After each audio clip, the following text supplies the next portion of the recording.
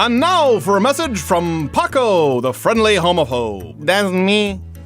Okay, thank you, ma'am. You can pass on through. All right, next. Come on up. Hands out. Legs open. Okay, come through. Please hold. All right, sir, do you mind if I pat down your right leg and inner thigh? You do what you have to do.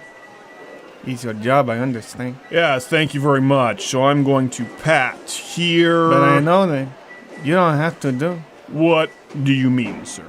I saw the other guy. He told you I was okay to clear to go through. But you are the one who told me you still have to pat my leg. I don't follow. You are patting my leg because you want to. Not because it is your job. And you want to pat my leg. Unlike the blonde before me, nice lady who you let pass through without any pat down. Because you are not straight. Join Mug Club today for $89 annually or try it mugless for $9 a month. You can sign up at louderwithcredit.com/mugclub for the entire catalog, including 100% more of this show.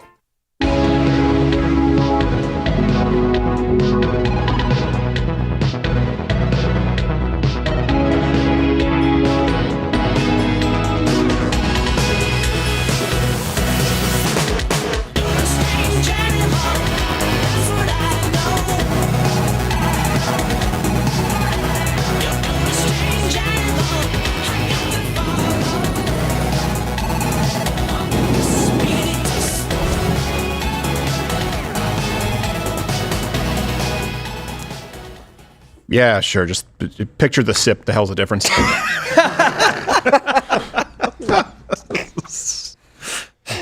Theater of the mind. Yes. So I got a little fire sponsorship. Charge me to send out the. All right. Okay, yeah. It's not a sponsor anymore. Glad to be with you. We're going to discuss a few. Look, Kamala, don't care, was on the View and Colbert yesterday. We did the simul stream of Howard Stern. And by the way, best among us, please subscribe to Sirius XM Radio for the unfiltered, uncut, pure Howard 100. Sirius XM, they need it. Yes. Sirius XM, the internet's a fad. And we'll be talking about swing states. And here's the thing, looking into some data here, again, I've been telling you, don't listen to the doomsday theorists out there. There's a lot of good news. And I'm not just talking about the poly market trend. I'm talking about key trends in each swing state. Some of them may surprise you. Comment below what you think the key trend, for example, may be in Nevada, in North Carolina, in Georgia. There are some numbers here that are a fundamental restructuring of the electoral map. Mm-hmm. Also, the future of hockey is female, we're told. So you know at some point today as we discuss it, you'll probably see this on YouTube. Head to Rumble. It's a live show, weekdays, 10 a.m. Eastern, but on Friday only if you're a member of Mug Club. I apologize. I shouldn't be that angry. Well, you're hurting early on. Yeah, your back is a little messed up. Don't tell people. You don't profess your weaknesses out loud. You know that. You're a Christian. The devil can hear you say it. I'm afraid of the dark. I don't think that's how it works. Oh. Josh. Oh, shoot, it slipped. Joshua. Spiders. Sorry. Now it seems like you're teasing him. A little bit. I'm doing well. How are you? I'm not afraid of spiders. I just don't like them. That's not 100% true. That is 99% true. He kills dozens of spiders. Yes. All right? My wife is afraid of spiders. She won't even kill them. She Yes, runs I away. will kill them. Yes. But I don't like spiders crawling up on me if I don't know where they are. I don't think that's an irrational fear. If I see a spider, I will kill it. Yes. I do it regularly. I still hate them. And you're afraid of You comment. Is that a fear? Is that a fear? For example, if a spider is in the pool that can walk across water like it's Jesus spider at your face level, and you're like, oh, that's kind of gives me the creeps. Is that a fear? I don't think I need to go through some type of therapy. Screech. It was that made me go, oh, maybe he's afraid of this. It was right next to my face. That's it. I'm putting spiders in Gerald's office. Yes, exactly. Let's see how he deals with it. Let's put a pit viper. What are you afraid? All right. Spiders make sense. I do have a nautically themed office for some reason. All right. And when you hear this, you know me, love them. October 26th, Bricktown Comedy Club, Oklahoma City. Not afraid of spiders. How are you, Josh? Not Firestine? afraid of spiders, dude. I'm not afraid of them. And I don't hate them either. I'm not. I hate them. I'm not a bigot. I got over my fear of roller coasters when I was a kid. And then I kept doing it, and I just kept getting sick and realized that why am I paying someone $100 a day to make me feel like I'm going to die? It's true. So I don't do them anymore. I still don't like them. I still don't like them. Right. But I'm not afraid of them. Okay, I'm a little afraid of them. All right. Just, yeah. I'll tell you what I'm afraid of. Hurricanes. Female coaches. Now, Finally, hockey got good. yeah, this is before we get to Kamala Harris and everything that you care about. The Seattle Kraken, they made what they're now referring to as herstory. They made herstory Very nice. when they became the first NHL team to feature a woman coach. And then he's making history with his staff as well.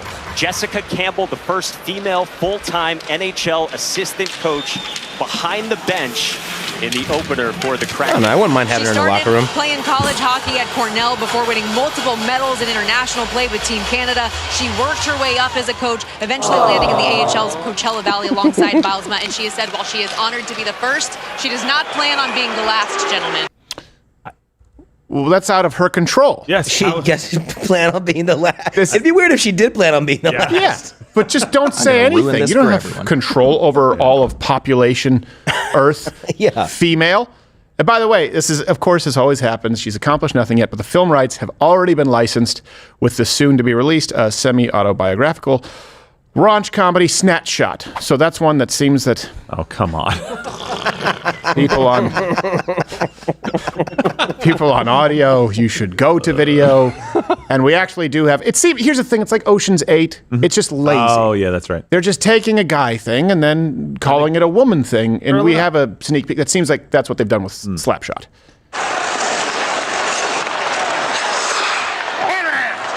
Suzanne is beautiful and brave. Come on, what's got love behind the net?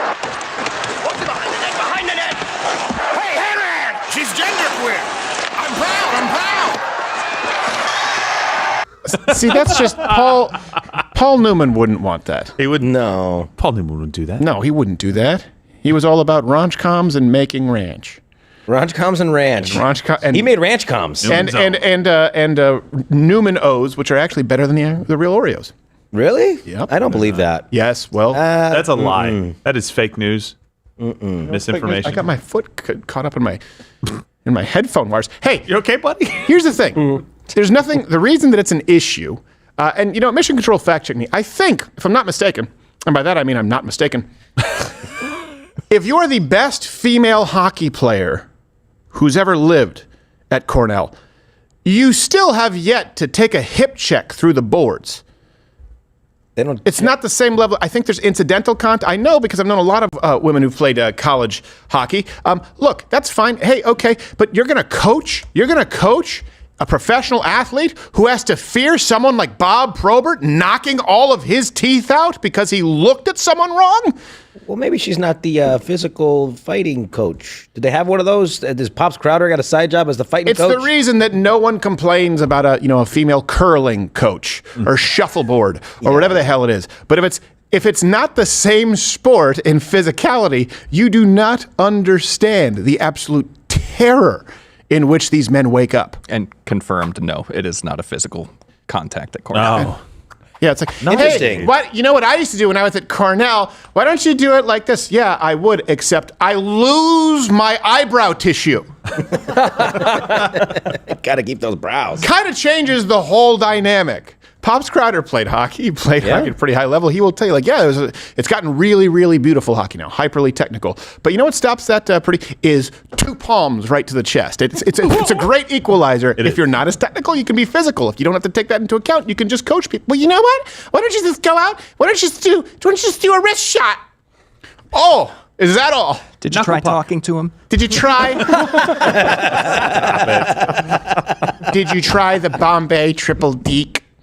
The deke? No, dude. It's a hard move. I'm sure she's great. It's 3 dekes. I'm sure she's great. Good for her. And you know what? I bet you it's not lost on her. But it's the women, it's the feminist writers out there who are like, well, why? What's the problem with it? Imagine someone coaching like football, because a lot of you may not follow hockey, coaching football in the NFL, a woman who played a sport where there was, like, she only played flag football. Yeah, exactly. Do you think that maybe she would have less to offer than someone who has 3 fractured vertebrae because they played against Warren Sapp? Did you hit him back? No. We use our words. She's the she's the one that makes up all the new game plans. Her new flying V will surprise you. God, it's not the V you thought. All right. Not to mention when she's 3 knuckle pucks deep. Now, we... Whoa! She's a lesbian. Speaking of words, we know that none of you read legacy media anymore, at least the mainstream stuff, but we don't want you to miss out on it. So we have done this segment, and they've gotten progressively worse. These are actual news articles, and sometimes the producers here, they help me, but they put this together because they want to make me angry. Mm-hmm. It's time for 3 headlines. Extra, read all about it.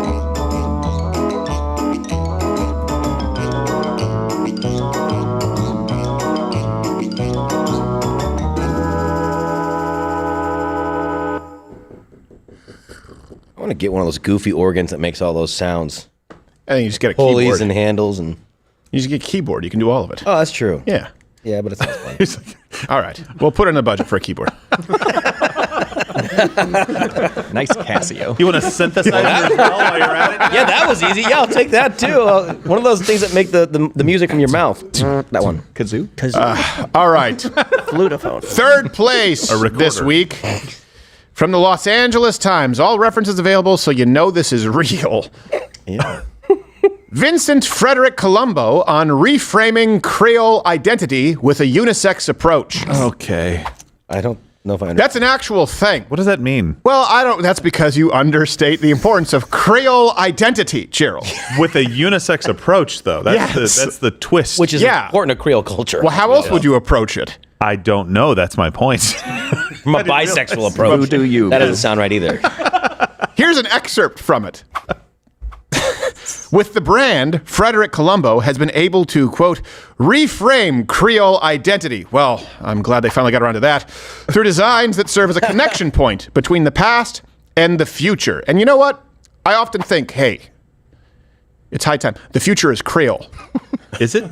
Utilizing elements like the Pan-African flag and queering classic silhouettes like workwear into something that feels unique to Frederick Colombo's story. So, the past and the future. Well, I'm glad that Frederick is looking to the future so we can serve our overlords in 1980 Creole.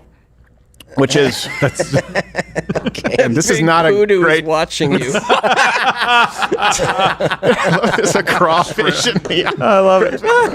By the way, who is Frederick Colombo? It sounds like a 16th century explorer. He is an expert in the Creole future. Okay, well, I wouldn't know. Hey, you know what? I don't know. The Creole's been waiting for a future for a very long time. It's not come.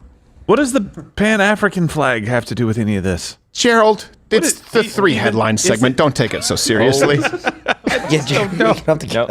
think we have to I'm see digging this. deeply. What is it? There's your visionary. Apparently. Okay.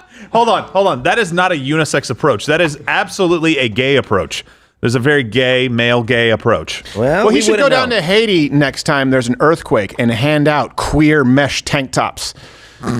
Here, put this on. You will look so fabulous in the hurricane. We are going to eat you, and not in the way you want. Yes. Oh, my God. Here's another one. This is 2nd place, comes from Vox. This popular sex trend is far more dangerous than you think. Let me guess. Promiscuous sodomy? It's true. No. Here's the best excerpt from it. For young women and gender diverse folks, fan fiction comes up a lot. Mm-hmm. If you go back 10 to 15 years, there's a lot of very graphic One Direction fan fiction where people were imagining Harry Styles and his bandmates choking each other and being super kinky together. I don't know how much fiction there is. Did the previous guy write this one too? They're all just going in different directions. It sounds like. Well, I don't know. It could be more of like a centrifuge. No, we have a picture of this author too. We do. Yep. Here you go. Let's see a picture. Oh, weird. Yeah, that lady's totally sane. Here's the thing. As gross as that woman is, on the inside, this is what a lot of women don't understand or appreciate as far as the dynamic between the sexes. She could walk out of her house, apartment, whatever she's subletting, sharing, in 12 minutes, could sleep with a strange man. That woman still would find it incredibly easy to arrive at coitus. I mean, yeah. In other words, you don't need to bring a whole lot to the table, which is why you write crap like this. Here's the first place: New York Times, the paper of record. Who gets to be a daddy? The best compliment a man, gay or straight, old or not so old, can receive is to enter the pantheon of daddies. What? Yes, the pantheon of gay daddies. Who can forget you? What can you hold it there for a second? Bruce Valanche. Why does Bruce Valanche look like the costume designer from The Incredibles? This is. Think about this. This is the New York Times, and these are the people who say, podcasters, bloggers. New York Times, this is what you put out there. And you know what? Fine, whatever. I don't care. Here's an excerpt. It says, if you're called a daddy in gay culture or out of a car window, what? Where does that Here's happen, the thing. by the Here's way? the thing that I don't like. I don't like that these degenerates write about their gross subcultures that were once relegated, to the locker rooms or to the bathhouses, lest they get their ass kicked, figuratively or physically. And now just assuming like we're out of the know, like we're not hip if we don't know about the newest grimy gay subculture. How about you just keep it off the front page? Keep it off the pages. Yeah, we can keep catcalling off the pages, I think. Yeah. Isn't that what cat or out of the car out window? of a car window. Well, if that was a woman, you'd be writing a pretty angry story, don't you think? Well, here's the thing, though. It's not the catcalling that's a problem. So if you're called daddy in gay culture out a car window, it's still largely a finger being pointed at your age. Oh, no! At best, a way of indexing your sex appeal against your length of time on Earth. And almost always, implicitly, a way of saying, I'm young. This is even true when young gay men use it as a flirtation device. Okay, first off, there's not a lot of flirtation going on in the gay community, so much as basic asking. There's not a lot of the dance of romance and seduction. It's just, do you want it? Yep. You don't need to flirt when it's two gay men. Why? Because it's largely degenerate culture. For proof, see the AIDS rates. Another excerpt. A younger straight guy snatching the honorific over a gay co-star who is 4 years his senior is an indication of how murky and whatever. This has been 3 headlines. Extra, extra, read all about it.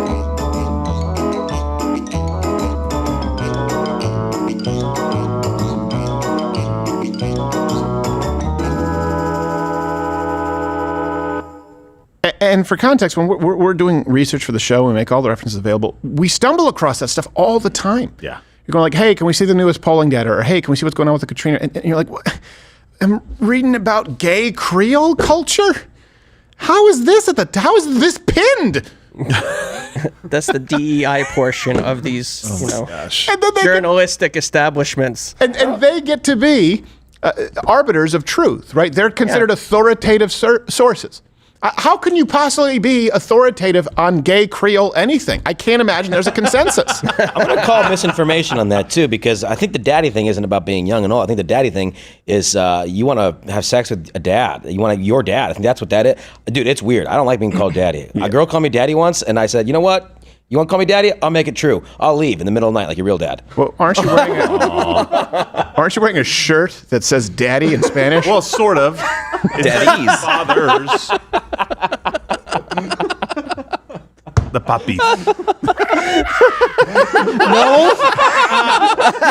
Not anymore. No, I'm not. What are you talking about, Stephen? God dang it. Man, he got you. Hey, Daddy! I'm helping him out. He might be sending mixed signals. Especially, where's that in the gay community? You know that Creole half Hispanic's going to show up. Si, papi. Ugh. Stay out of the neighborhood, Josh. You'd have to move. Gerald, you know I live in a gay Indian neighborhood. I don't appreciate that. That's right. They're coming for you, buddy. It's gay adjacent. Oh, no. Sorry. They're All right. That's unintentional.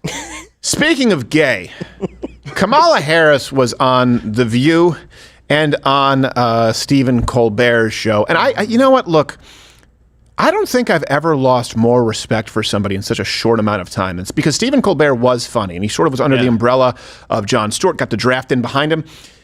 This program, his program, Stephen Colbert, is an example of clapter to a degree that I've never seen. Like, they don't even attempt to be funny anymore, and it really just borders on political propaganda. But for those of you who missed it, this is part of the Kamala Harris strategy, right? The Blitz, which, by the way, is not going well. Please welcome back the next president of the United States.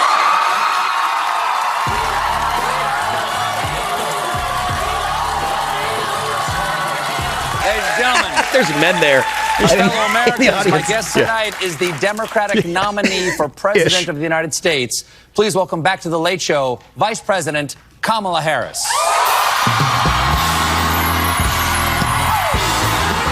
Yay! So according to MSNBC, Kamala Harris silences critics with media blitz targeting key younger voters.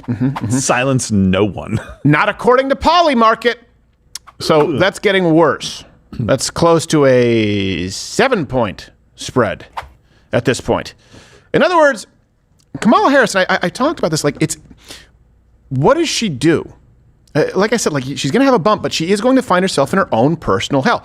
Yeah. Right now, I guarantee you advisors are saying, hey, look, either we pull the Biden playbook, we go silent, try and whip up an October surprise and hope for the best, or she has to continue going through this blitz. And every time she appears, her numbers get worse. Here, and the reason that's so important is because it's not about messaging. It's not about perhaps not having the strongest ground game. It means that Kamala Harris, her Achilles heel, is who she is. It's her soul that people are rejecting. You could not have a more personal rejection as a human being than what you are seeing with Kamala Harris. That's tough. It almost makes me feel bad for her. Almost. So let me give you some of the highlights here, because yesterday we were doing the Howard Stern simul stream, and The View was going on at that moment in time. It's worse than we knew yesterday. Yeah, because we talked about it just a little bit. Talked about it. I didn't realize the question was asked twice. So if you go back, remember everyone was saying, including on the right, and then those on the left. If you look at the debates, they're saying it right now on ESPN or CNN. Not a thing I'd do differently than Biden. That's the quote. That's what they're saying here on CNN right now. But before we arrived at this juncture, you saw Donald Trump. I believe we had his Donald Trump Jr. on the show, and people were saying, yeah, you know what? You just got to make sure that you flip that ticket. Biden-Harris is basically Harris-Biden. Everything that Biden has done, you make sure that you burden Kamala Harris with that, right? You connect her to Joe Biden, so these last 3.5 years are absolutely laid at her feet. Yeah. And then the left was saying, and they have to make sure that they find a way, right? Kamala Harris's campaign to distance herself from Biden and present her as refreshing and an example of change. So in other words, this is not something that is in dispute. Everyone knew that the right strategy was to tie her to Biden, and a key facet of the left strategy would have to involve untangling her from the Biden disastrous presidency. Because if they don't do that, then Donald Trump can just contrast, right? Like we've always said, you have 8 years of Obama, 4 years of Donald Trump, and another 3.5 years of Biden. One of these things is not like the other. If you can simply swap out Biden for Harris, she loses. But here's the thing. What nobody expected from the left while they were trying to remove her from being associated with Biden was her bringing him right back in. Here you go. What do you think would be the biggest specific difference between your presidency and a Biden presidency? Well, obviously two different people. And we have a lot of shared life experiences. For example, the way we feel about our family and our parents and so on. But we're also different people, and I will bring those sensibilities to how I lead. For example, I know we're going to talk today, but one of the issues that I'm very focused on is what we do around home health care. Yes. I have done a lot of work as it relates to, sadly, but violence against women and children. I care a lot about that. I love our small businesses. My mother raised my sister and me predominantly, but we it is unreal. We moved 2 houses down who helped my mother raise us. She was a small business owner. I love our small businesses. And so the influence of a personal experience will have its impact on the presidency. Well, if anything. And pause. So, that's bad. We are different people. Well, no one's saying you're conjoined twins. Where's Ben Carson when you need him? Sonny Hostin decides, I'm going to give her a lifeline and she's trying to help her. Give her a layup. Okay, but now I'm going to give it to you again, right? You're not Joe Biden. Watch your answer. Something differently than President Biden during the past 4 years. There is not a thing that comes to mind in terms of, and I've been a part of most of the decisions that have had impact.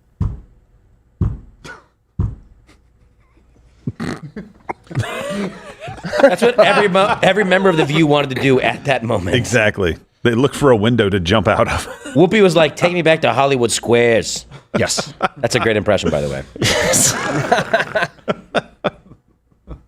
I don't think there's ever been a worse candidate as far as now. I mean, there have been people who've been in worse situations. Like John McCain wasn't a good candidate. Right. Mitt Romney wasn't a good candidate. Bob Dole wasn't a very good candidate. John Kerry was not a good candidate. No. This is the worst presidential candidate, I think. And by the way, that includes Biden. You can comment below if you disagree, and I'll get to the swing states in a bit. That's not only... It's not a presidential answer. It's not even an answer at all. It's just a generic yearbook comment. Yes. Don't ever change.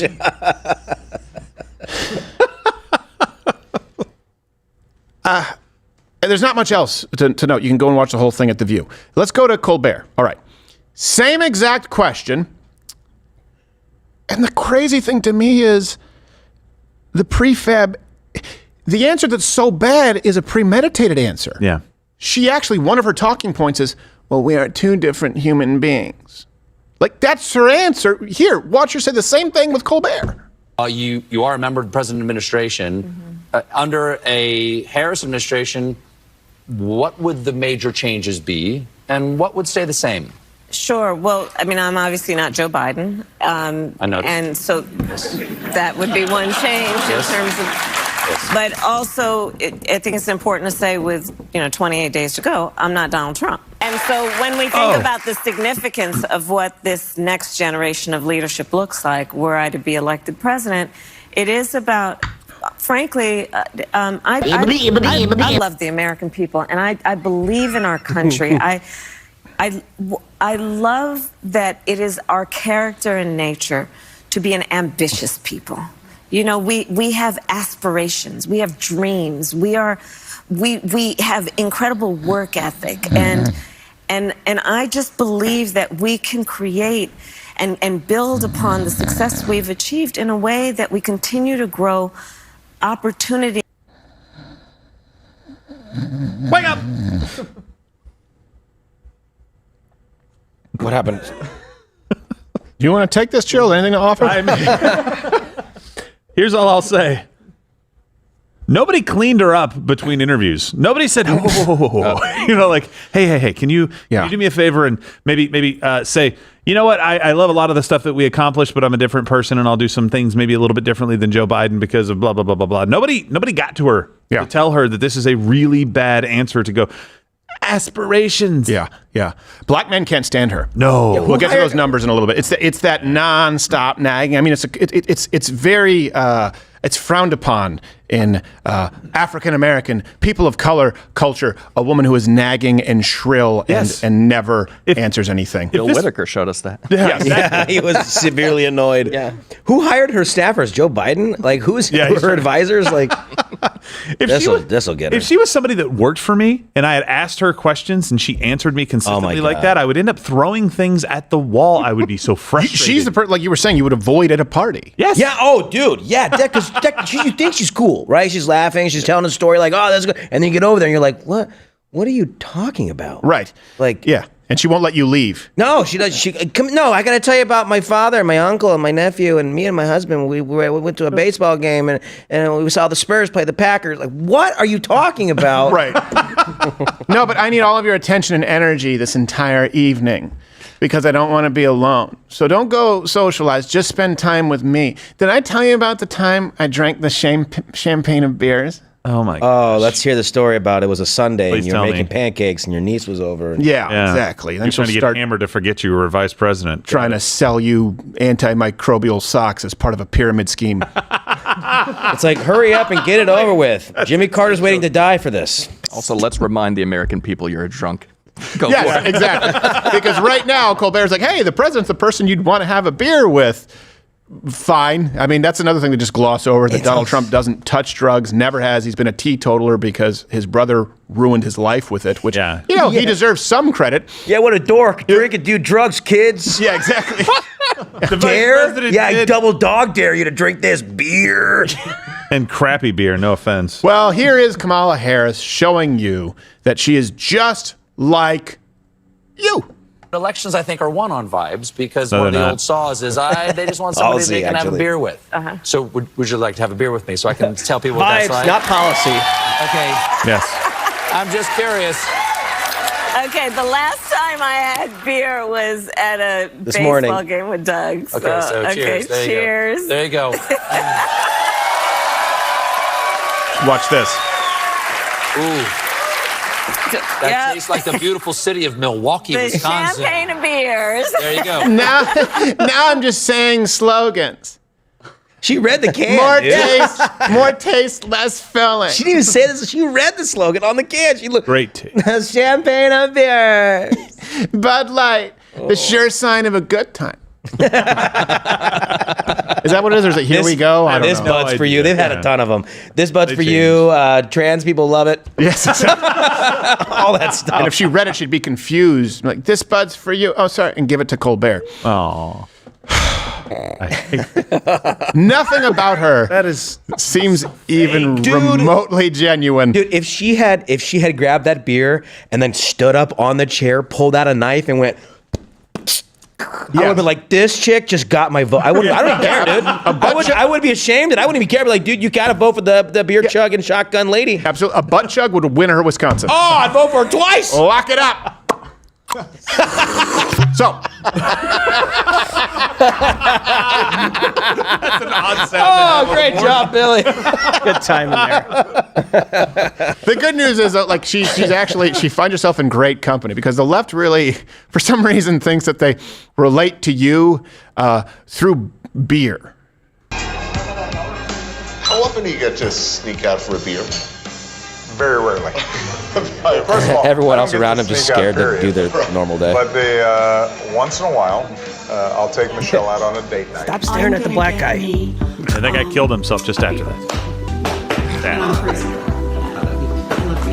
Thank you for being here. Pleasure. He did too, by the way. Enjoy your beer. Sounds like a trend. Gretchen Whitmer. Toast to you and to us, your new Moon Squad. All right. Mayor Pete. To the road ahead. Oh, now you all have monkey Drunk in public? Is he breaking the law? That wasn't a beer, by the way. Was this before or after the train derailment in Ohio? I don't know, but it looks. They were celebrating it. I see. Let's be honest. It looks like he's being raped in a prison yard. Probably so, yeah. It's not a good look. Very It looks like they're making him drink it. Yes. Like, all right, guys, yeah, keep it in the bag. I keep it in the bag. Okay, because of the police. If you want to keep your ass, you take a drink. Yeah. Can I have my poppers first? No poppers for you.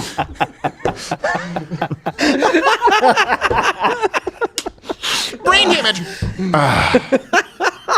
I'm the mayor. Nothing like a Mickey's in the afternoon. Get your poppers going soon. Oh, jeez. I'm sorry. How does that relate? I think we're all just tired. That was just pure annoyment from living in New York. I know. You could hear the genuine revulsion from Tim's heard that conversation outside a park.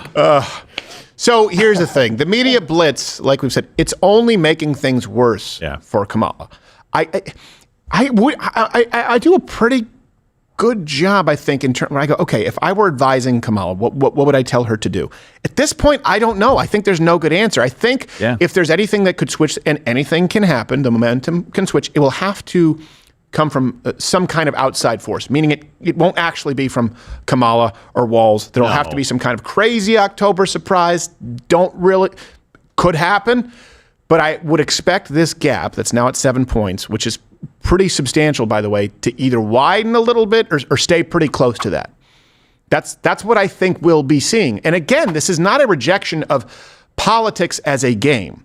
This is not, she didn't focus on one key state. This is not even about the Electoral College. When people say drink a beer look, the only thing people know about Kamala Harris is kind of her personality. They don't really know her policies. Kind of. So the reason people don't like her and the numbers are shifting against her is because of who she is.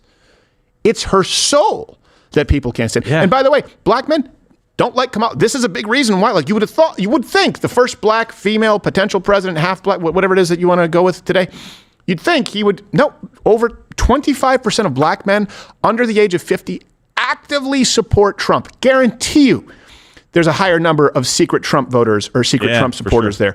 And you know what?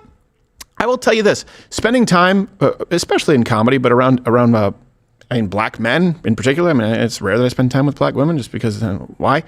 But I've never met one who actually thought that Trump was racist. I've certainly never met one black man, meaning someone who's not in media. Of course, when I was on Fox News and appear on CNN, very, very different. The Van Joneses of the world are very different from the people who you will meet in the area of town that's largely black.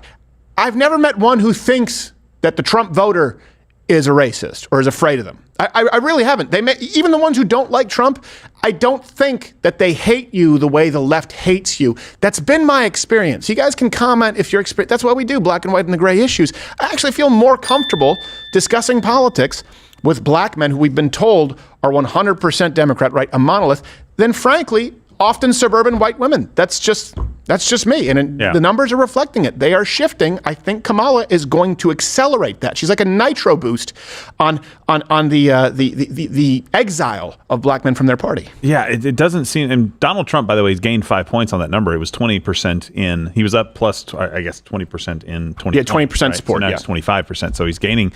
Like you said, you would think with a candidate that's black that you would at least have some people just go, well, I'm not paying a whole lot of attention to the race, but I'm going to vote for this person because, hey, that'd be great to have the first black female president of the United States, right? But that's not happening in this group. And I think you're largely correct. They also, I think they're starting to see through the Democrat facade. It's not just Kamala Harris's personality. She is doing the same things that Democrats have done for decades, which is say, I'm going to give you free stuff. Right? Every single one of her policies, if you look at it, is free stuff for people. That's all she can do. She has nothing else to offer.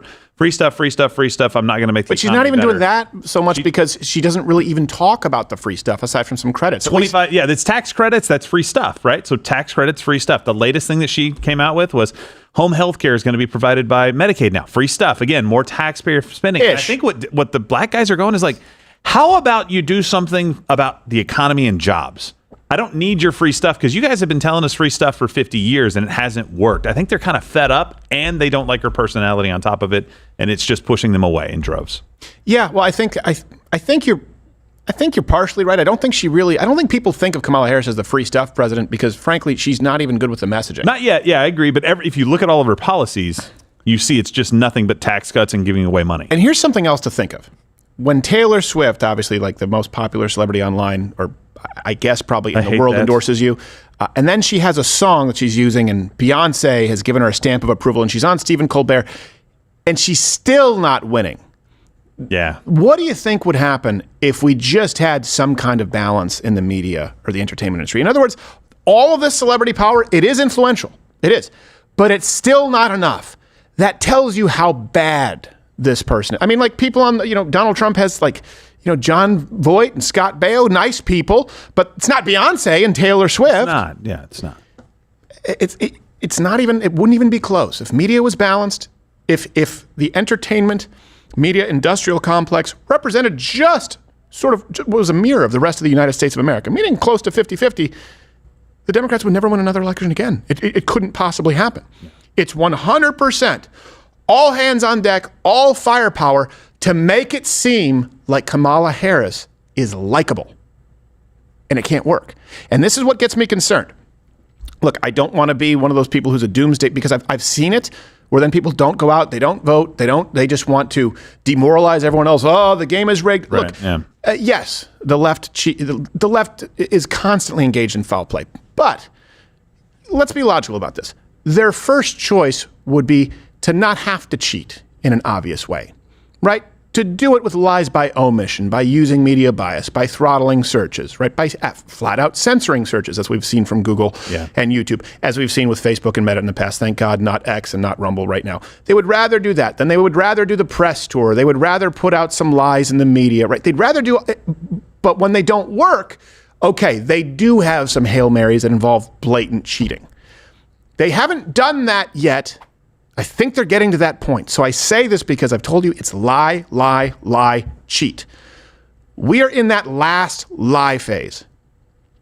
And come election night, if it doesn't work, and I don't think it's going to work leading up to election, that's when you can expect some kind of cheating. And that's why we are gearing up for the election live stream of the century, November 5th. Mm-hmm. This year, 2024, we will have the live electoral integrity map. We will have boots on the ground, investigative journalists, every major city of every major swing state across this country. No one will have the data. No one will have the ability that we have on that night to call, dispute states, and let you know everything that is going on across this country. If there is any foul play whatsoever, huge undertaking, click that button. You can join Mug Club in addition to everything else you get. But we do need your support. Go Mugless for $9 a month. Just do it monthly between now and election so that we can be here for as long as the election drags on. Dear God, I hope that's the real reason, selfishly, I'm hoping for a walk-off from Donald Trump so that I don't have to be here for 3 days. Yeah. Absolutely. Pennsylvania, help us out. And by the way, look, let your freak flag fly, right? We have obviously fantastic Trump stuff at our shop, crowdershop.com.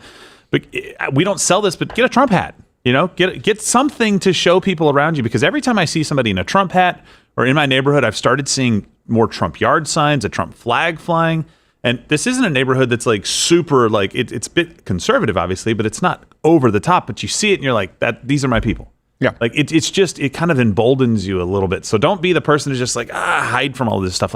Let it out there a little bit. That's why I think too, because I'm completely, against this like hero worship that you see from some people where Trump can do no wrong. No, but that's not true. It's sort of because they've tried to make you afraid simply for voting Trump. It's sort of become like drawing half that Christian fish. Yeah. Whereas you used to be able to say, in other words, Liz Cheney and Adam Kinzinger can say, I'm a Republican, but it doesn't mean anything. But if you put something out there that is even remotely pro-Trump, that means you're taking a risk and other people see it. That's how Donald Trump acts as a symbol for a lot of people. And by the way, it probably would be the same thing if it happened to be Ron DeSantis, but it's not. This is where we are. And I think it's important for you to find your people. Put up your bat signal, as it were. Let's go to the swing states here and some updates. It's pretty interesting to not just look at the recent polls, but to look contextually at where these polls were this time in the last election cycle and what the end result was. Because if you look at that, the news gets even better. But for those of you who don't know, if you've been living, why do people say under a rock? When you have something else idea. I don't know. Living in women's Ivy League hockey. There you that go. way. Same thing. Yeah. You may not know that there's an election underway and the margins are closed.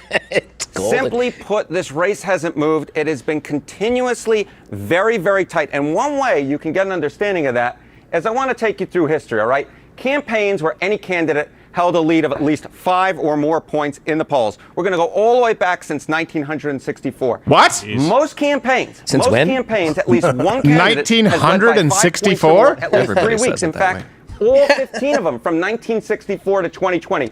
If you look this year, there have been 0 days, count them 0 days, where either Kamala Harris or Donald Trump has been ahead by at least 5 Why is he points. dressed like a rotten banana? Also, rewind that. First, it was like 1964. We will go back 48 fortnights, and then look. 6 score and 4. He underlines. He says there have been 0 days, but he underlines 2024. Rewind. It's a completely irrelevant underline. Through history, all right. Campaigns where any candidate held a lead of at least 5 or more points in the polls. We're going to go all the way back since 1964. Okay, it's on the screen. Most campaigns, at least one candidate has led by 5 points or more at least 3 weeks. In fact, all 15 of them from 1964 to 2020. What's that? A half if parentheses? You look this year, there have been 0 days. There have been 0 days where either Kamala Harris and he underlines 2024. What is he doing? 5 points in the poll. There have been 0 days. 2024. Let me give you a green highlighter. Yeah. Why? Did you notice it took a second too? Because the graphics guy was like, "Oh shit, wrong spot. What is he doing?" It's a touch screen. It's a touch screen, and he wanted it there. And now he has to use it to justify the expense. It makes 0 sense. Come on, Gerald. Don't ruin my fantasy.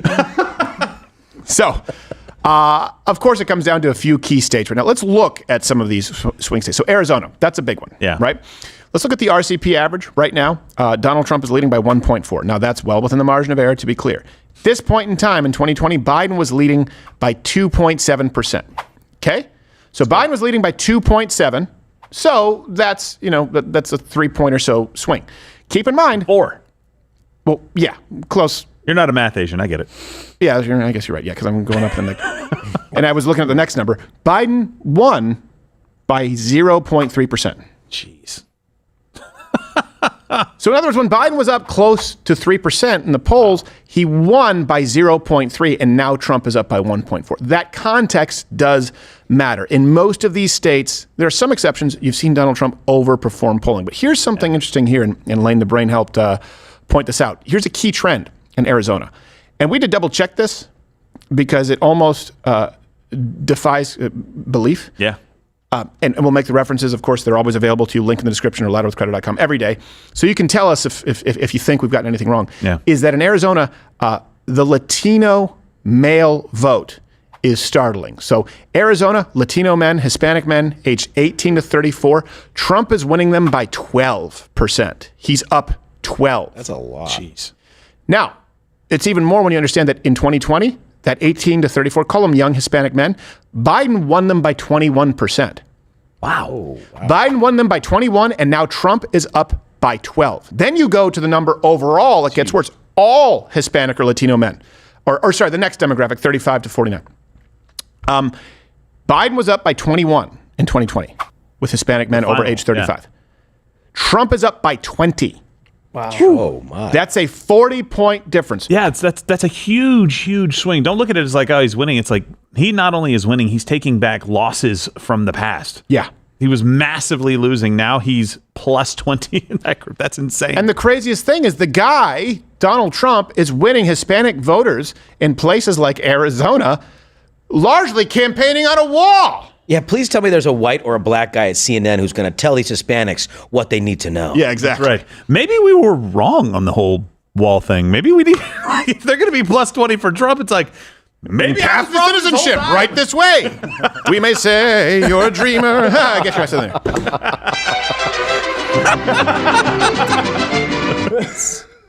there. Would you like to vote? Here you go. Just kidding, of course. Sure, you can have a ballot. You know what? Take 2. Dos. Let's go. Yes. Thank you, Padre.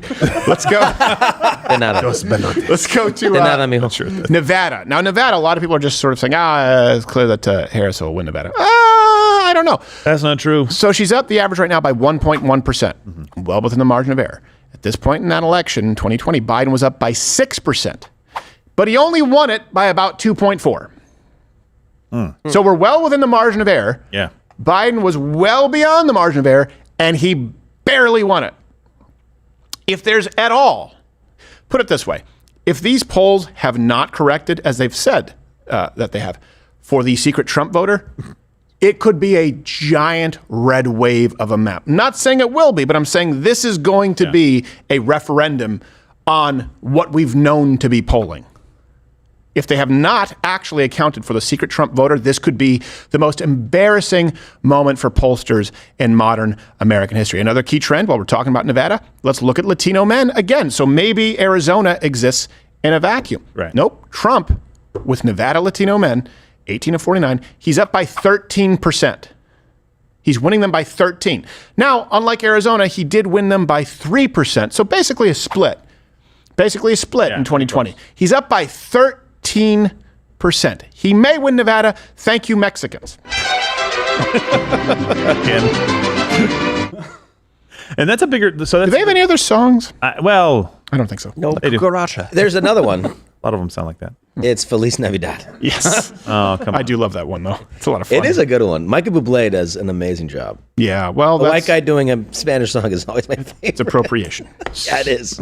I like the little neon sign, the Christmas Santa Claus that sings Feliz Navidad and his mustache moves. I don't know that one. I have a good laugh. Okay. You can find it on some houses around here. What were we about to say, I was Gerald? about to say, so a couple of things. This is a broader group. The last time we split the age group up between 18 and 49, right? So this is a broader group, and he's still winning by a big number, more than he did last time. But also these polls, if you look at the RCP averages, a lot of the more recent polls have Trump up. Yes. In these cases. Even if Kamala Harris maybe has a 1.1 lead overall, the latest poll a lot of times has Trump maybe up +1. Still within the margin of error, but you're starting to see a trend go a different direction for Donald Trump in these polls. Right. Well, sorry. I missed the cough button.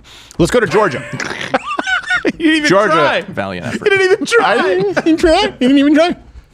Reach out and touch my cough button. Whoa. What was the name of the song? That's weird. I don't know. I've just heard Personal you quote it. Jesus? Is that what you're talking No, I'm talking about Hook. Oh. Like, reach out and touch my hand, boy. Rufio? No. No. Little boy from What About Bob? He didn't even try. Tyler. He didn't even try. All right. You're afraid you're going to be sucked out. Brendan. Ew. You're just making up words. Caleb. Now you're just saying names. You stop saying names. Georgia. And by the way, if you listen closely, you can hear that's the sound of Stacey Abrams still not accepting the election results. That's right. She was in cheated. Georgia. Cheated. The RCP average has Trump up by 1.5%. Okay. So that's well within the margin of error. 2020, they were tied. Right, Biden and Trump at this point. Now, Biden won by 0.3% in Georgia. And that's assuming that no pipe burst. Let's just assume that everything was on the up and up and there was nothing there that could be considered underhanded. So in Georgia, actually, the polls were pretty close, pretty accurate, and it's within the margin of error. The more recent polls have Trump up consistently. And if you look at the betting odds are very strong for him winning in Arizona. Here's another key trend, though, in Georgia that we're seeing. This is surprising to a lot of people. Young voters. Right, young voters. Trump lost them by 13 points in 2020. Approximately. He's winning them by 5. Oh, wow. Oh. We're giving you an estimate because exit polling isn't it's hard exactly to the kinda same. combine, yeah. So call it anywhere. He lost them by 10 to 15 points in 2020. He's winning them by 5. Young voters, meaning Gen Z voters, older Gen Z voters who can vote, young millennials, right? I've been telling you guys this for a while. You may be surprised to find that there's a segment of Gen Z that is the most conservative at this point in time, meaning at this point in their lifespan than any generation. Baby boomers were far more liberal. Generation X was far more liberal. Millennials were far more liberal because they've been steeped in it. I know you see everything on TikTok and you see those trends, but young or old enough to vote Gen Z males are far more conservative than their parents were at that point in time. So again, don't just believe the pessimism that's out there. Are they going to naturally be more? Well, yes, young people are stupid. They don't have a dog in the fight. So the fact that Donald Trump is winning them at all or even close to a tie, that's huge. But I thought Kamala was brat. Yeah, but these kids are being over-lefted. Sure, I know what that means either. They're trying to unburden themselves from the leftism. It's all around them. Everywhere they go, dude. That's their adult life started with, especially dudes. Their adult life started with, you suck, you're the problem, why won't you marry me? Well, yes. And it also I want to fuck other people. Can you marry me, please? Yes, Wait, exactly. that's not how it's supposed to work. Right. This is also, let's add to that mix. Let's picture you're Gen Z of voting age. Okay. So you're in high school. Let's just say, put yourself in these shoes right now. You're a liberal, about to go out into the world, Gen Z, right? Picture it in your mind's eye. Okay. You're 16. All right. School shut down. Yes. Okay. Who's been advocating that school remain shut down? All right. Donald Trump wants to open back up. Nope. Democrat. Okay. You missed graduation. you're learning from home. Oh, wait, your degree's not worth anything anymore and we have record high inflation. Don't worry. The Democrats are going to pay your student loan. Turns out they can't really do that. You start paying attention. You go, wait a second. My life has been irreparably damaged. During those years, it's one thing if you're 35, from 35 to 37. It's a whole different ballgame when you're 16 to 18 or 18 to 20 entering the workforce. And these, where you are so malleable, these formative years for you in the workplace or in higher education it couldn't be possible. They cannot equip you for the real world because it was a fantasy world, effectively. It was a nightmare world because of COVID and because of the policy. And young people are smart enough. They're smart enough to understand the reason for that. I think that's a huge reason why you're seeing that older Gen Z, kind of old enough to vote, veering to the right. And you know what? Hey, it sucks because it was the worst time in our country's history that I can remember. Yeah. But sometimes, that's unfortunately what's required for people to wake up. Well, they kind of broke the stranglehold of media, right? So young people now have a lot more options to go and find out what's really going on. They can do their own homework. They don't have to just buy what's being... They don't have cable. They're not watching ABC. They're not watching NBC, Fox, right. CNN. No. That's a good point. For example, when CNN completely doctored Joe Rogan, right, and made him look yellow on ivermectin. CNN knows that to 50 and up, they actually get to define Joe Rogan. They actually get to, in other words, people will believe of Joe Rogan what CNN tells them. People below the age of 30, below the age of 25, CNN doesn't get to define Joe Rogan. They go straight to Joe Rogan and go, okay, you're lying. Right. You're lying. That's why they want to be played in airports, doctors' offices, hotel lobbies. They're not actually being played in homes and certainly not live on people's smart devices. No. And there's a lot of bad that comes with that too because people have a short attention span, but they don't get to define who someone is to a younger generation because they're more likely to get it from the original source themselves. It's a huge difference. Also, they've watched it. They've seen it. Right. People they know, people that are relevant, people that they're like. This is a great example because Joe Rogan has had everyone on his show. Right. So it's like they've seen multiple clips throughout their the short adult life, and then somebody who has never watched Joe Rogan's like, oh, look, he has jaundice. You're like, yeah. I think of that. You'll have some kid who doesn't even like, let's say a young liberal, right? And they have a dad who watches CNN at the dinner table. He's going, did you hear that Joe Rogan is taking horse medicine and he looks like he has jaundice? And the kid's like, I don't even like it. He's not taking horse medicine, Dad. He's taking ivermectin. It's the most commonly prescribed antiviral on earth, probably. And he doesn't have, I see him every day, he doesn't have jaundice. That's the conversation that would take place, and you're going to turn that kid into a rebel. What's he rebelling against? The people who watch CNN, the establishment. So there's a lot to be said for that. Let's go to North Carolina. The RCP average has Trump up by 0.6%. Now, that doesn't seem like a lot. And North Carolina was not really seen as a swing state, but a lot of you may be forgetting that in 2020, Biden was up at this point in time by 1.8%. Call it 2%. What were the results? Trump won North Carolina by 1.3. 1.3. So again, Donald Trump significantly overperformed the polling in 2020, and now he's well within the margin of error, but he's up, and the most recent polls have him up. Let's look at a key trend, too, in North Carolina, and this is something important because it's something that you can help with, okay? In Avery... Maybe we're looking at the legalities of it when you get to it. Well, I'm saying if you're part of a group in North Carolina, something that you can help with, and we may actually be able to partner up with some groups and help with this. Like in Avery County, 14 of the 19 polling stations are completely unusable, of course, because of the natural disaster. I'm not saying that it's Democrat space lasers. Of course. They don't have those. It's but this does disproportionately affect one group because Avery County was a Trump by a margin of 50 points. Trump plus 50. Trump plus 50. Okay, in Avery County. And 14 out of 19 polling stations there are not actually usable at all. So the North Carolina State Board of Electors actually just approved new rules, right? Some changes because of Hurricane Helene. That's where it would be appropriate. Not just mass mail-in voting, period, Pennsylvania. Pennsylvania violating your state constitution. But okay, a rule change because people aren't actually able to get to these polling stations or they're not working to vote. So outreach groups now can actually help people in shelters fill out ballots, and we're looking in to see if we can have some people help out there. If we can't, please look into the groups in your area who you can partner up with, because that could quite literally affect the state. When you're talking about a natural disaster like this, you could have voter turnout be wildly different from the historical trends, and you could have a huge impact on that if you're in North Carolina. And also, it's no small thing that North Carolina residents right now are saying that the government is nowhere to be found. I can say that a lot of people who are in these very isolated communities say that they haven't seen government efforts. But again, that's just what they're seeing in these very small towns that only locals really know how to navigate. So we'll keep you updated on that with more as we kind of get to the bottom of it. I have to go now to Michigan, my kind of home state, to my everlasting shame. Mm-hmm. And also, Michigan is a weird one. Look, I've been very straightforward, okay? I do not think the election was the most free and fair election of our time. Right? Because it wasn't. Just to be clear.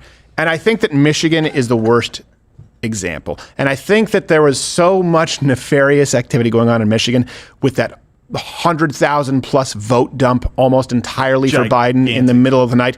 They made that margin so wide that they were hoping no one would question. Like, well, come on, what, you got to think you're going to cheat to the tune of 160,000 votes? Yes, absolutely. In Michigan, I know the state. I know the state legislature. 100% I believe it could happen because I have zero faith. Zero faith in Michigan state government. Michiganders, you let me know if it's that's not to crap on the state, the people of the state, but yes, the state government of Michigan is awful. And for proof, see Detroit. Always a far left mayor from 1961 to today. It would be the left's utopia, and it's gradually spread its cancerous politics across the state. Urban farming, Stephen. Yeah. It's beautiful. Detroit, the pewter city. Yes. 1961. 1900, you're right, and 61. Detroit, it's grayscale in real life. So the RCP average right now has Harris up by 0.5%. Okay, she's up. Again, it's in the margin of error. Biden was up in 2020 by 6.7% at this moment in time, and he only ended up winning by 2.8. So again, keep that in mind. Now, Michigan was the biggest surprise to me in 2016. Right? Donald Trump was not winning Michigan according to the polls. They had Biden up by 6.7. He wasn't even close in the final vote.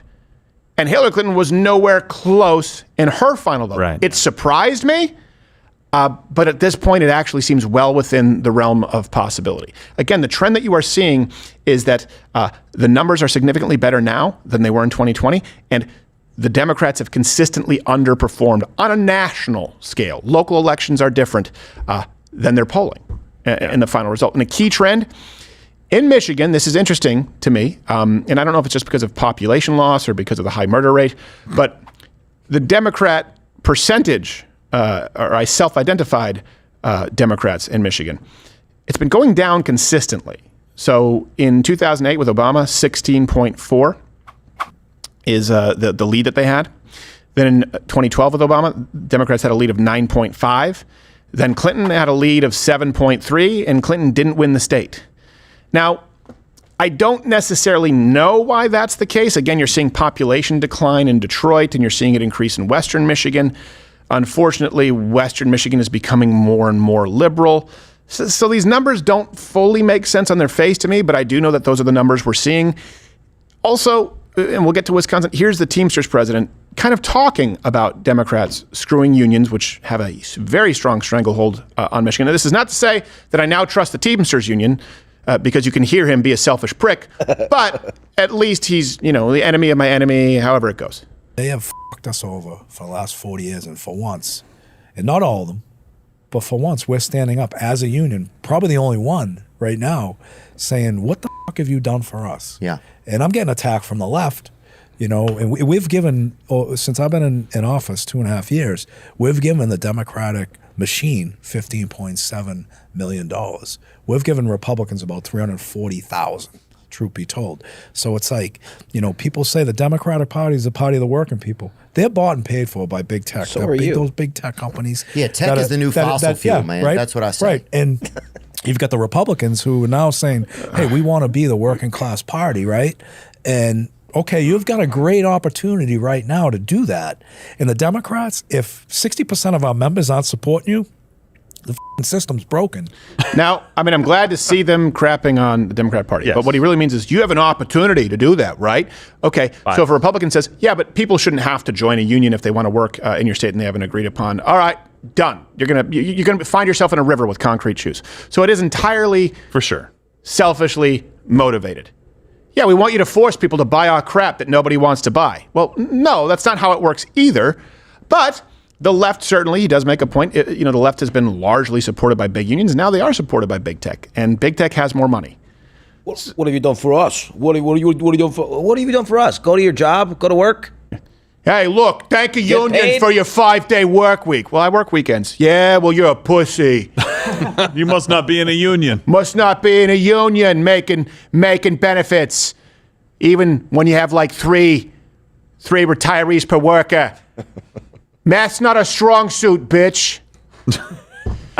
Sorry, like they're just mad that they're no longer the belle of the ball. That's what it is. Unions were the biggest donors to Democrats, and now big tech has kind of replaced them. That's what it sounded like. It sounded like some jealousy there. It Yeah. sounded like, well, the new girlfriend is way hotter and younger, and I think it's not fair. Yeah, all right, okay. You go down to your Auntie Anne's pretzels with your Bill Gates and your Bezos. I never loved you anyway, bitch. Oh, go ahead and eat dinner at your Gumar's house. Yeah, you and your Zuckerbergs and your Jack Dorseys. You probably take it up the egg. All right. Okay. Well, that just evolved. Because they're still homophobic. They're Democrat, but they're still homophobic. Yeah. So let's go to Wisconsin here. And this is what I've said. I actually think that Wisconsin is more likely for Donald Trump to win than Michigan.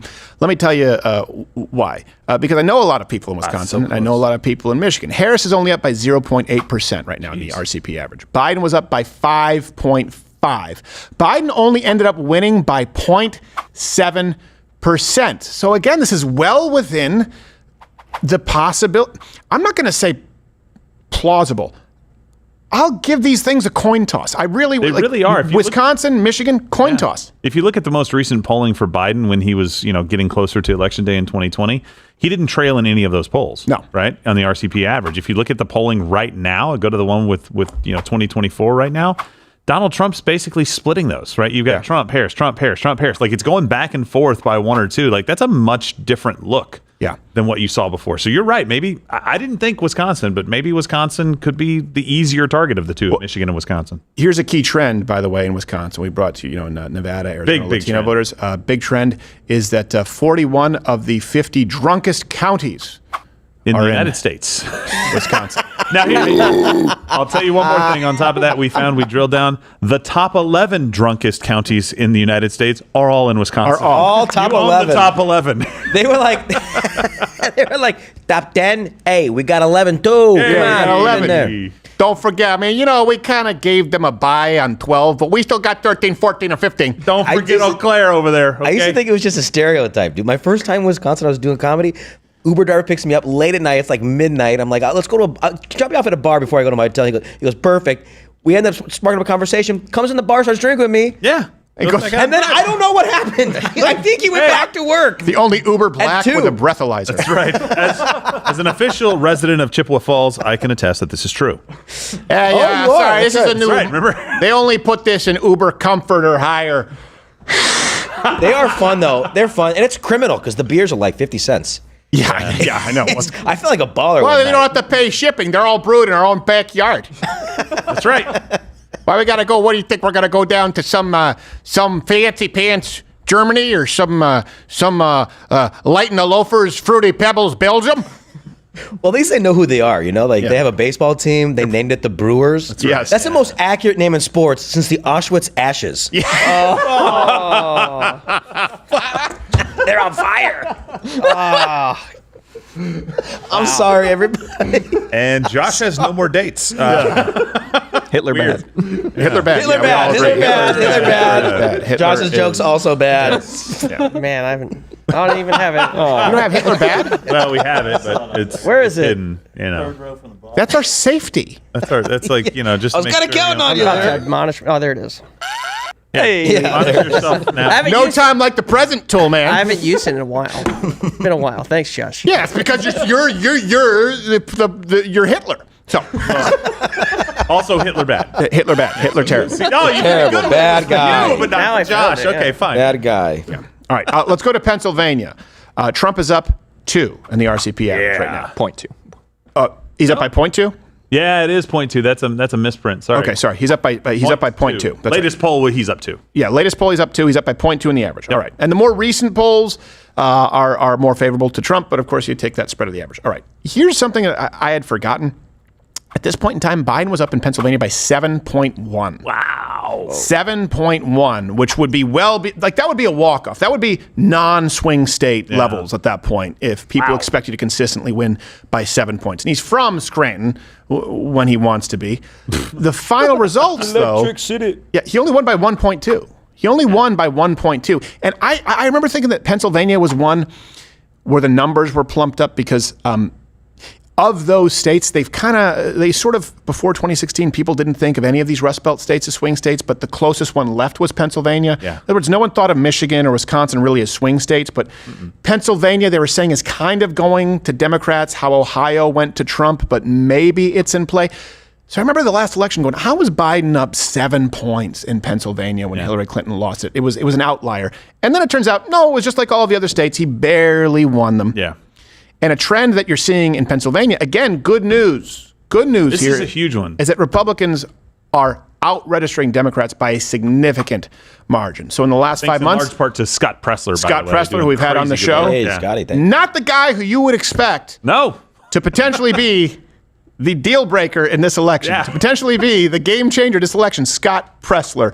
And good for him. Honestly, good for him. This is a guy, for those of you who haven't followed him, he's been on the show, kind of started off as on social media influencer, and he said, you know what, I'm going to pivot and do something meaningful, impactful, and he really has, he's made a difference because Democrats, if you look at the new registrations in the last 5 months, about 54,000, Republicans 124,000. Wow. Just to give you context, that 80,000 margin of victory. Yeah, Biden's margin of victory was 80,000 total votes in that 1.3% or 1.2% by which he won. And this is just the last 5 months. If you look at some of the data from Pennsylvania, he's actually flipping counties to where Republicans are now dominant in specific counties that used to be completely controlled by Democrats by his registration efforts. Huge results in Pennsylvania right now for him. Well, let's bring this up really quickly so you can visualize this. Let's bring up the live, let's bring up the 270 to win map. Yeah.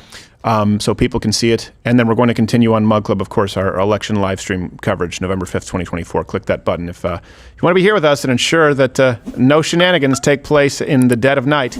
Let's bring up 270 to win.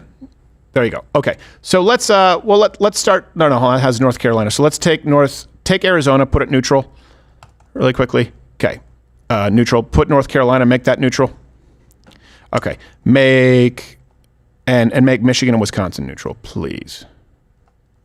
I know it's only like 1 or 2 electorate votes, but I think we still have Nebraska with their two-tier system. We do. Yeah. We still do have the two. They decided they were going to keep it that way. Oh, they did. Okay, my bad.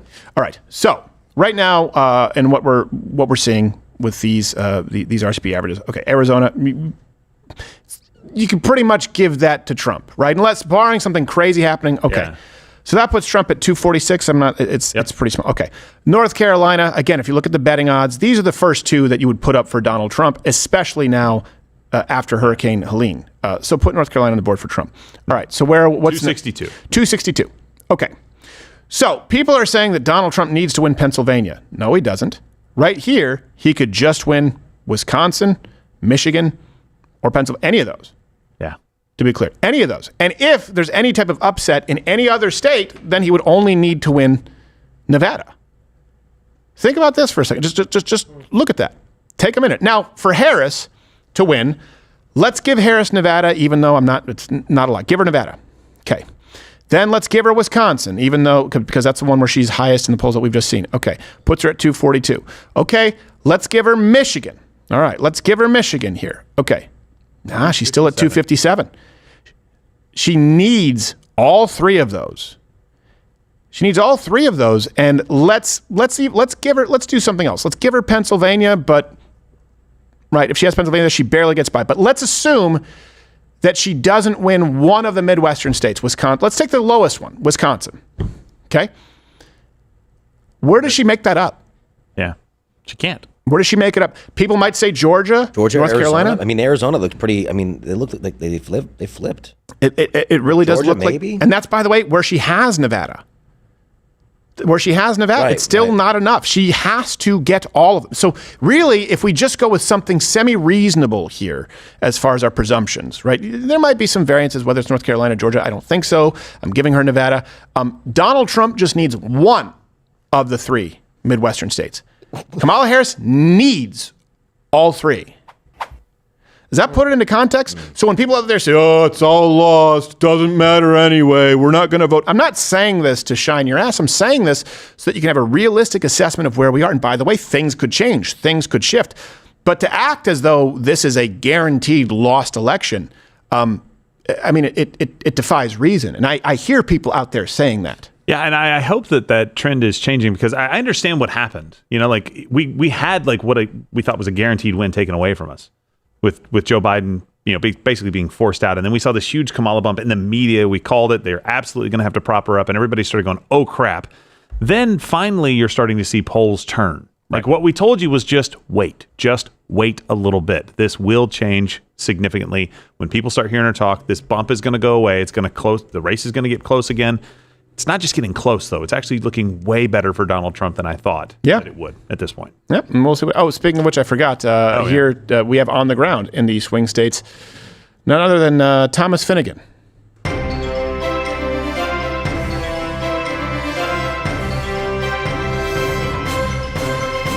Piss off YouTube.